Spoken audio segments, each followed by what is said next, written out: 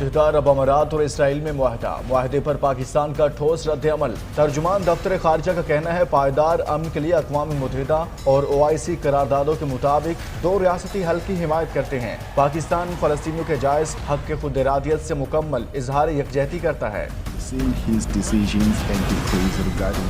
دوسری جانب فلسطین نے امارات سے اپنا سفیر احتجاجاً واپس بلا لیا۔ فلسطینی صدر محمود عباس نے اسرائیل اور متحدہ عرب امارات میں سفارتی تعلقات کے قیام کو جارحیت قرار دیا۔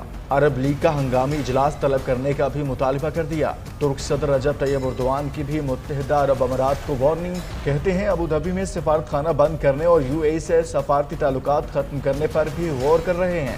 Ben de Dışişleri Bakanıma talimatı verdim. Dedim ki Malaysia کے سابق وزیر اعظم مہاتیر محمد کا بھی سخت رد عمل، کہا فلسطین پر قابض اسرائیلی ریاست کو تسلیم نہیں کیا جا سکتا۔ ایران نے اقدام کو اسٹریٹجک حماقت قرار دیا۔ لبنانی مسلح تنظیم حزب اللہ کے سربراہ حسن نصر اللہ نے کہا معاہدے کو اسلام اور عربوں سے دھوکہ ہے۔ ادھر اسرائیلی وزیر اعظم نیتن یاہو کا مغربی کنارے کو اسرائیل میں ضم کرنے کے منصوبے سے دستبردار نہ ہونے کا اعلان۔ This means that this site contained as much as 300 tons. امریکی صدر ڈونلڈ ٹرمپ کے داماد جیرڈ ڈکشنر نے 3 ماہ میں ایک اور عرب ملک کے اسرائیل سے تعلقات قائم ہونے کے قوی امکانات کا دعویٰ کیا ہے۔